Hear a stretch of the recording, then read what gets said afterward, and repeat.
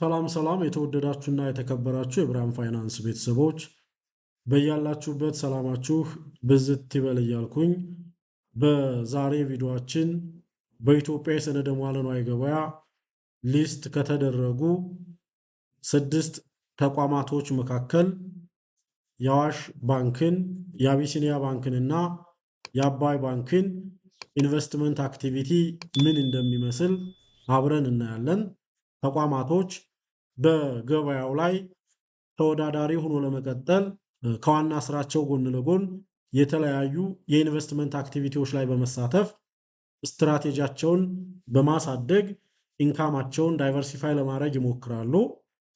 ኮርፖሬት ሪስካቸውንም ጭምር እንዳልኩት ሚኒማይዝ ለማድረግ ዳይቨርሲፋይ ለማድረግ ጥረቶችን ያደርጋሉ። ከዛ ፐርስፔክቲቭ እነዚህ በኢትዮጵያ የሰነደ ሙዓለ ንዋይ ገበያ ሊስት የተደረጉ የሀገራችን ተቋማት የኢንቨስትመንት አክቲቪቲያቸው ምን ይመስላል፣ ኢንቨስትመንት ስትራቴጂያቸው ምን ይመስላል ብለን በሚገባ ዲቴይል በሆነ መልኩ አብረን እናያለን። ስለሆነም ሁላችሁም እስከ ቪዲዮ ፍጻሜ ድረስ አብራችሁኝ እንድትቆዩ እንዲሁም ለቻናሉ አዲስ ከሆናችሁ ቻናሉን ሳብስክራይብ በማድረግ ተጨማሪ የሆኑ የፋይናንስ የኢንቨስትመንት እና የካፒታል ማርኬት ጉዳዮች ሲለቀቁ እንዲደርሷችሁ እንድታደርጉ በአክብሮት ለመጋበዝ እወዳለሁ። ውይይታችንን የበለጠ ግልጽ ለማድረግ 2 ቃላቶችን መረዳት ይኖርብናል። ኢንቨስቲና ኢንቨስተር የምንላቸውን ማለት ነው። ኢንቨስተር የምንላቸው አዋሽ ባንክን፣ አቢሲኒያ ባንክንና አባይ ባንክን ነው። ለዚህ ውይይታችን ኢንቨስተር ማለት እነዚህን ተቋማቶች ሪፕሬዘንት ያደርግልናል። ኢንቨስቲ የምንላቸው ደግሞ እነዚህ አዋሽ ባንክ፣ አቢሲኒያ ባንክና አባይ ባንክ ኢንቨስት ያደረጉባቸው ተቋማቶች ኢንቨስቲ ይባላሉ። እነዚህን 2 ነገሮች ከተረዳን አጠቃላይ ውይይታችንን ቀላል ማድረግ ስለሚቻል ማለት ነው። ስለሆነም ተቋማቶች ወይም ደግሞ ኢንቨስተሮች ኢንቨስቲዎች ላይ በሚኖራቸው ሌቭል ኦፍ ኢንፍሉዌንስ ኢንቨስትመንት አክቲቪቲ በ3 ይከፈላል። ኢንቨስትመንት በ3 የሚከፈልበት እድል አለ። አንደኛውና የመጀመሪያው ኢኩዊቲ ኢንቨስትመንት ይባላል። ኢንቨስተር የምንለው ተቋም ኢንቨስት ያደረገበት ተቋም ላይ ከ20% ያነሰ ኦነርሺፕ ኢንተርስትን ሆልድ የሚያደርግ ከሆነ ከ20% በታች የሆነ የባለቤትነት ድርሻን የሚገዛ ከሆነ ይሄ ኢንቨስትመንት ኢኩዊቲ ኢንቨስትመንት ይባላል። በእንዲህ አይነት ሁኔታ ኢንቨስተር ካምፓኒው ኢንቨስት ያደረገው ካምፓኒ ኢንቨስቲ ካምፓኒው ላይ ምንም አይነት ሲግኒፊካንት የሆነ ኢንፍሉዌንስን ማሳደር አይችልም። ይህንን አንደኛ መረዳት ይኖርብናል። ሁለተኛው ኢንቨስተር ካምፓኒው ኢንቨስቲ ካምፓኒው ላይ ከ20% እስከ 50% የሚደርስ ኦነርሺፕ ኢንተርስትን ሆልድ ካደረገ የባለቤትነት ድርሻን ከገዛ ከያዘ ይሄ ኢንቨስትመንት ምን ተብሎ ይጠራል? ኢንቨስትመንት ኢን አሶሺየት ይባላል። በእንዲህ አይነት ሌቭል ኦፍ ሲግኒፊካንት ኢንቨስተር ካምፓኒው ኢንቨስቲ ካምፓኒው ላይ ሲግኒፊካንት የሆነ ኢንፍሉዌንስን ማሳደር ይችላል። በኢንቨስቲ ካምፓኒው ፋይናንሻል እና ኦፕሬሽናል ዲሲሽኖች ላይ በመገኘት ሀሳብ አስተያየቶችን መስጠት፣ ሀሳቡን እንዲደመጥ ማድረግ፣ ሲግኒፊካንትሊ ፓርቲሲፔት የማድረግ ሙሉ መብትን ያገኛል። ኢንቨስተር ካምፓኒው በኢንቨስቲው ካምፓኒ እስከ ስንት ፐርሰንት ኦነርሺፕ ኢንተርስትን ሆልድ ካደረገ ከ20 እስከ 50 የሚደርስ የባለቤትነት ድርሻን ከያዘ በኢንቨስቲ ካምፓኒው ላይ ሲግኒፊካንት የሚባል ኢንፍሉዌንስን ማሳደር፣ እንዳልኩት ሀሳብ አስተያየቶቹን መስጠት፣ የመደመጥ መብት ማግኘት፣ አጠቃላይ በተቋሙ በኢንቨስቲ ካምፓኒው ላይ ፋይናንሻል እና ኦፕሬሽናል የምንላቸው አክቲቪቲዎች ላይ ሲግኒፊካንት በሆነ መልኩ ኢንጌጅ ማድረግ የሚችልበትን እድል ይሰጣል። ነገር ግን ስቲል ምን መብትን አያገኝም ተብሎ ነው የሚታሰበው? ኮንትሮሊንግ መብት አያገኝም። ሙሉ በሙሉ ግን እኔ ያልኩት ይሁን ብሎ ኮንትሮል የማድረግ እድል ግን የለውም። ሶስተኛውና ሌላኛው ኢንቨስተር የምንለው ካምፓኒ ኢንቨስት የምንለው ካምፓኒ ላይ ከ51 እስከ 100% ድረስ ኦነርሺፕ ኢንተርስትን ሆልድ ካደረገ፣ ለምሳሌ አንድ ተቋም ላይ አዋሽ ባንክ 60% ኦነርሺፕ ኢንተርስትን ሆልድ ቢያደርግ ይሄ አይነት ኢንቨስትመንት ምን ተብሎ ይጠራል? ኢንቨስትመንት ኢን ሳብሲጀሪ ይባላል። በእንዲህ አይነት ሁኔታ ኢንቨስተር ካምፓኒው ኢንቨስት ያደረገው ካምፓኒ ኢንቨስቲ ካምፓኒው ላይ ኮንትሮሊንግ ፓወርን ኤክሰርሳይዝ ማድረግ የሚችልበትን እድል ያገኛል። ሲግኒፊካንት የሆነ ኢንፍሉዌንስ ሳይሆን ፒውር የሆነ ኮንትሮሊንግ ፓወርን ኤክሰርሳይዝ ማድረግ የሚችልበት ያልተመቸውን ነገር በራስ መብት የመቀየር ቦርድ ሊሆን ይችላል፣ ኦፕሬሽናል ዲሲሽን ሊሆን ይችላል፣ ፋይናንሻል ዲሲሽኖች ሊሆን ይችላል። በእንዲህ አይነት መብት የመቀየር መብትን የሚሰጠው የኢንቨስትመንት ሌቭል ኦፍ ሲግኒፊካንስ ኢንቨስትመንት ኢን ሳብሲጀሪ እንደሚባል በእንዲህ አይነት ሁኔታ ኢንቨስተር የምንላቸው ተቋማት በኢንቨስቲው ተቋም ላይ ከ51 እስከ 100% የሚሆን ኦነርሺፕ ኢንተርስትን ሆልድ ማድረግ እንደሚጠበቅባቸውና ይህንን ሆልድ ካደረጉ የዛ ተቋም ትልቅ ኢንቨስተሮች ይሆናሉ። በዛ ተቋም ላይ ኮንትሮሊንግ ፓወር እንደሚኖራቸው እንረዳለን። ከዚህ ፐርስፔክቲቭ እንደው እነዚህ በኢትዮጵያ የሰነደ መዋዕለ ንዋይ ገበያ ሊስት ከተደረጉት 6 ተቋማቶች መካከል አትሊስት እንደው 3ቶቹ እንዳልኩት ኢንካማቸውን ዳይቨርሲፋይ ለማድረግ ኮርፖሬት ሪስካቸውንም ሚኒማይዝ ለማድረግ ዳይቨርሲፋይ ለማድረግ ምን የኢንቨስትመንት ስትራቴጂ ያላቸው ምን የኢንቨስትመንት አክቲቪቲ ላይ ተሰማርተዋል ብለን ማየት በእጅጉ ጠቃሚ ነው። አንደኛውና የመጀመሪያው አዋሽ ባንክን ነው የምናየው። አዋሽ ባንክ በሶስቱም የኢንቨስትመንት አክቲቪቲዎች ላይ የተሳተፈ ግዙፍ የሀገራችን የግል ባንክ እንደሆነ ፕሮስፔክተሱ ላይ በሚገባ እናገኘዋለን። አዋሽ ባንክ በሌሎች ተቋማቶች ላይ በሶስቱም ሌቭል ኢንቨስት ያደረገ ተቋም ነው። ኢኩዊቲ ኢንቨስትመንት አለው። የሆኑ ተቋማቶች ላይ ከ20% በታች የሆነ ኦነርሺፕ ኢንተርስትን ሆልድ አድርጓል አዋሽ ባንክ። የሆኑ ተቋማቶች ላይ ደግሞ የሆነ ተቋም ላይ ደግሞ ከ20 እስከ 50% የሚደርስ ኦነርሺፕ ኢንተርስትን ሆልድ አድርጎ ኢንቨስትመንት ኢን አሶሺየት ያለው ተቋም ነው። ፕላስ በሆነ ተቋም ላይ ደግሞ ኢንቨስትመንት ኢን ሳብሲጀሪ ያለው ያ ማለት በዛ ተቋም ከ51 እስከ 100% የሚደርስ ኦነርሺፕ ኢንተርስትን ሆልድ እንዳደረገ ተመላክቷል። እሱንም አብረን እናያለን። በሶስቱም ሌቭል ኦፍ ኢንፍሉዌንስ ኢንቨስት ያደረገና በዚህ መልኩ አጠቃላይ ኮርፖሬት ሪስኩን ሚኒማይዝ ለማድረግ ኢንካሙን ዳይቨርሲፋይ ለማድረግ የሞከረ እጅግ ጠንካራ ባንክ አዋሽ ባንክ ነው ማለት ነው። እዚህ ላይ እንደምናየው አቢሲኒያ ባንክን ስናይ ኢኩዊቲ ኢንቨስትመንት አለው ወይም ደግሞ በሌላ ተቋማቶች ላይ እስከ 20% ኦነርሺፕ ኢንተርስት የገዛበት ሂደት እንዳለ ፕሮስፔክተሱ ላይ ተቀምጧል።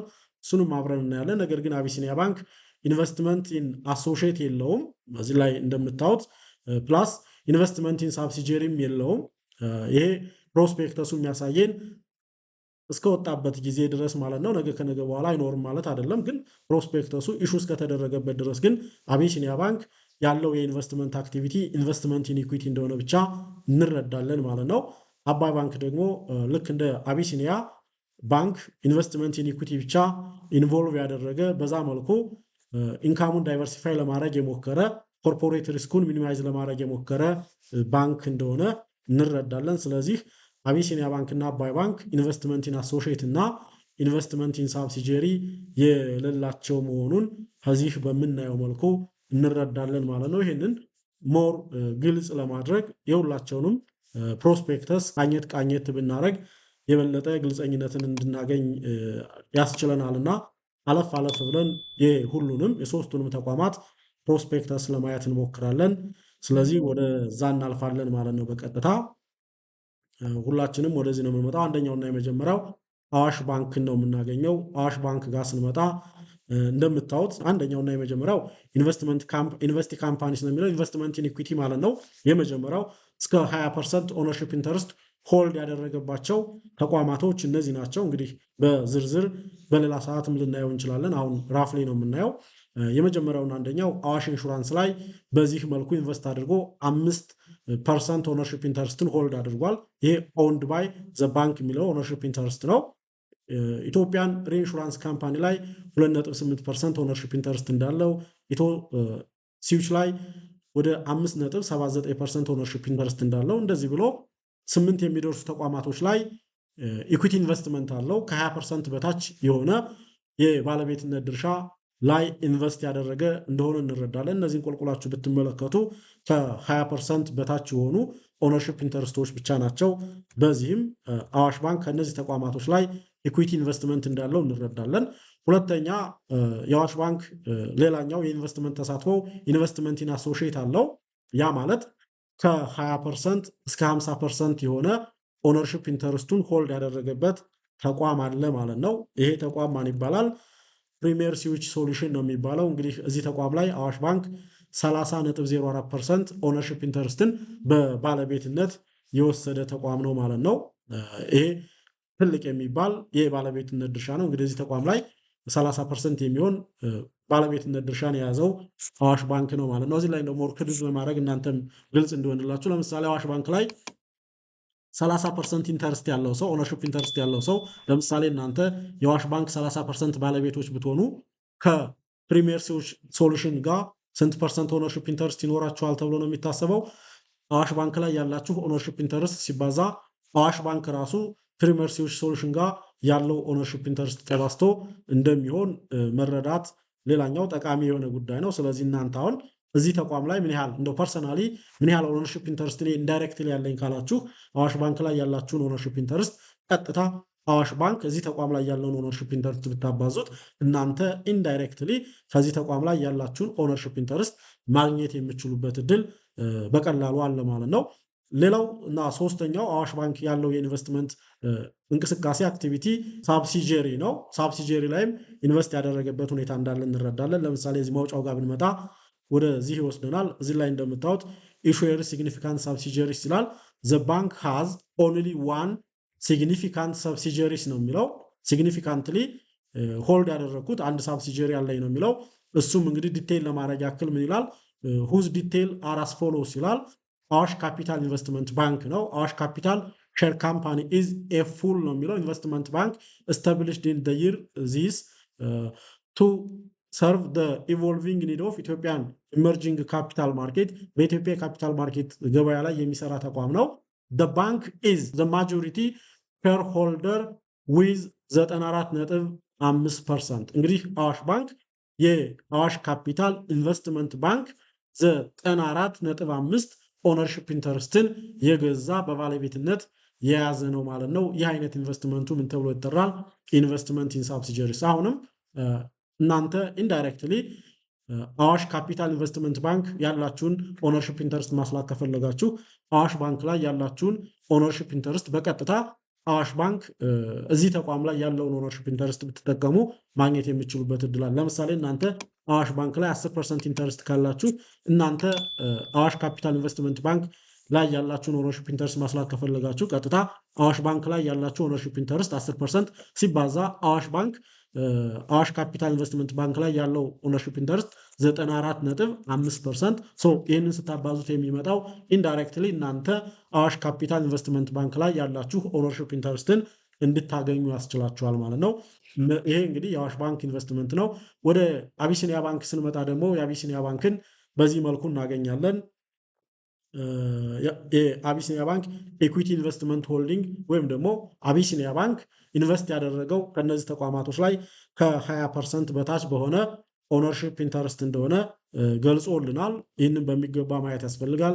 እነማን ተቋም ላይ ምን ያክል ይዞ ኢንቨስት አድርጓል ካላችሁ አንደኛውና የመጀመሪያው አቢሲኒያ ባንክ ኢንቨስት ያደረገበት ኢንቨስትመንት ኢን ኢኩዊቲ ኢንቨስት ያደረገበት ተቋም ይሄ ተቋም ነው። ኤኤ አይሲኢሲ ይላል። እንግዲህ ኮንቬንሽን ሴንተር ነው። ከዚህ ተቋም ላይ አቢሲኒያ ባንክ 0.76% ኦነርሺፕ ኢንተረስት እንዳለው ሌሎች ተቋማቶች ላይም እንደምታዩት ሆቴል ጥበብ የሚባል ተቋም ላይም በዚህ ኤዱኬሽን ተቋም ነው 6.04% ኦነርሺፕ ኢንተረስት እንዳለው፣ ኢትስዊች ላይም 5.56% ኦነርሺፕ እንዳለው ሌሎች ተቋማቶችም ዝሮ ግን እነዚህ ተቋማቶች ላይ ከስንት ፐርሰንት የበለጠ ኦነርሺፕ ኢንተረስት እንደሌለው ግን እንረዳለን።